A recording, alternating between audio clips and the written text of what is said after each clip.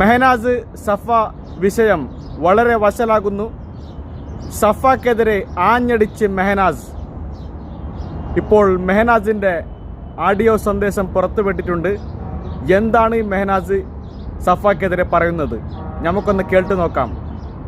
ഞാൻ കാസർഗോഡ് പോയ സമയത്താണ് അവൾ ഫ്ലാറ്റിലേക്ക് തിരിച്ചു വരുന്നത്. അതിനുശേഷമാണ് അവൾ ഫ്ലാറ്റിലുണ്ടെന്നും പറഞ്ഞിട്ട് ഒരു വീഡിയോ ചെയ്യണത്. അപ്പം ഞാൻ അവിടെ ഇല്ലല്ലോ ഫ്ലാറ്റിൽ. അവളെ 2-3 ദിവസമായിട്ട് മിസ്സിങ് ആയിരുന്നു.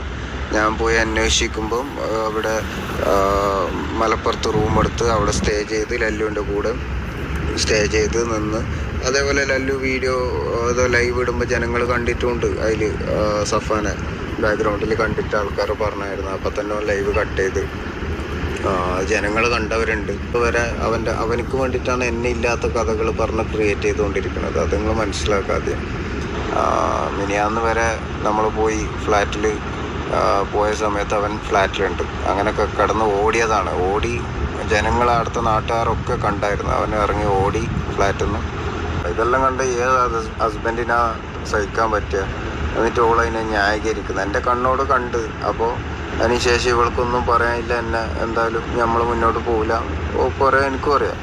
അപ്പോൾ അതുകൊണ്ട് ഓള് ഡ്രാമ കളിക്കുന്നത്. എന്നിട്ട് ഞാൻ മാപ്പ് കൊടുക്കാൻ ശ്രമിച്ച്. എന്നിട്ട് ഓള് അതിൻ്റെ ബാക്കിൽ കുറേ എന്നെ തെറിയും ചീത്തയും എന്തൊക്കെയോ.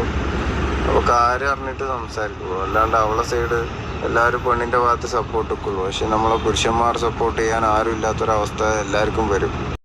ഈ കാര്യം മെഹനാസ് സത്യമാണ് പറയുന്നതെങ്കിൽ സഫ ചെയ്തത് ശരിയായില്ല. സഫ ഇതിനെ തിരുത്തണം എന്നാണ് എനിക്ക് പറയാനുള്ളത്. മെഹനാസിൻ്റെ കഴിഞ്ഞു പോയ ചരിത്രം നമുക്ക് എങ്ങനെയെന്ന് അറിയില്ല. അത് ശരിയാണോ തെറ്റാണോന്ന് അറിയില്ല. പക്ഷേ ഇപ്പോൾ മെഹനാസ് പറയുന്നത് ശരിയാണോ തെറ്റാണോ അതും അറിയില്ല. എന്നാൽ മെഹനാസ് പറയുന്നത് ശരിയാണെങ്കിൽ സഫയുടെ ഭാഗത്ത് തെറ്റുണ്ട്.